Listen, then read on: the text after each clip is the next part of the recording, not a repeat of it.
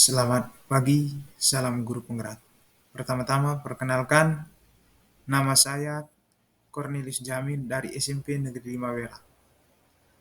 Pada kesempatan ini saya akan membahas materi eksplorasi konsep refleksi diri tentang pemikiran Ki Hajar Dewantara.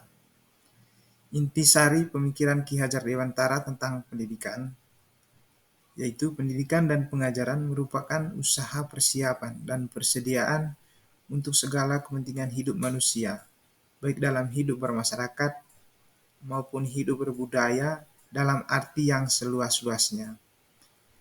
Ki Hajar Dewantara menjelaskan juga pendidikan adalah tempat persemaian benih-benih kebudayaan dalam masyarakat. Ki Hajar Dewantara memiliki keyakinan bahwa untuk menciptakan manusia Indonesia yang beradab, maka pendidikan menjadi salah satu kunci utama untuk mencapainya. Pendidikan dapat menjadi ruang berlatih dan bertumbuhnya nilai-nilai kemanusiaan yang dapat diteruskan atau diwariskan. Kemudian yang berikut tujuan pendidikan.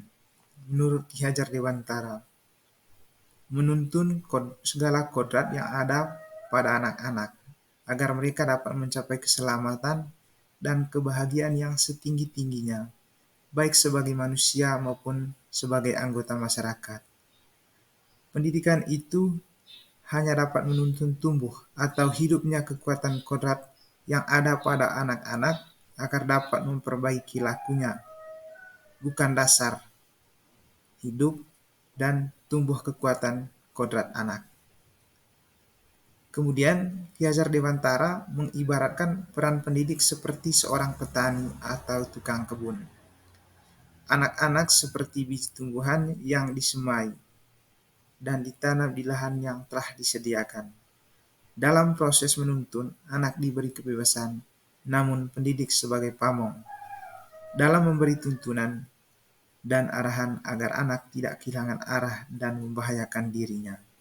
Seorang pamong dapat memberikan tuntunan agar anak dapat menemukan kemerdekaannya dalam belajar. Kemudian yang kedua, pembelajaran yang mencerminkan pemikiran Ki Hajar Dewantara. Pembelajaran dari filosofi Ki Hajar Dewantara. Yang pertama, memerdekakan dan berpusat pada murid. Kemudian yang kedua, mengikuti perkembangan zaman. Dan yang ketiga, tidak bertentangan pada nilai-nilai kemanusiaan. Dan yang keempat, membangun budi pekerti dan berfokus pada proses, bukan hasil. Perubahan budi pekerti. Menurut Ki Hajar Dewantara, budi pekerti diartikan sebagai perpaduan antara cipta, karsa, sehingga menciptakan karya atau psikomotorik. Pendidikan harus mampu mengubah budi pekerti seperti pendidikan harus mampu mengubah budi pekerti peserta didik menjadi lebih baik. Kemudian yang ketiga, filosofi Ki Hajar Dewantara dapat terwujud jika yang pertama, guru bersifat among, sesuai dengan semboyan atau trilogi Ki Hajar Dewantara. Kemudian yang kedua, pembelajaran sesuai dengan kodrat alam dan kodrat zaman. Kemudian yang ketiga, kemerdekaan dalam memilih metode pembelajaran dan evaluasi.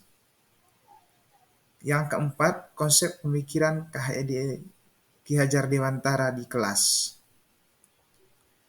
Nah, penerapan di kelas yang saya lakukan adalah yang pertama, mengikuti perkembangan zaman dengan berbagai pemanfaatan iptek pada proses pembelajaran melalui platform yang menarik.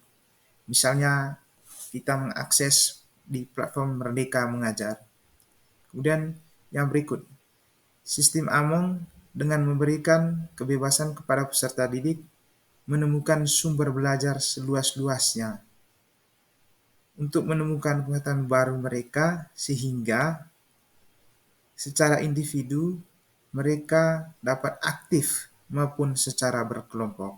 Sekian dan terima kasih.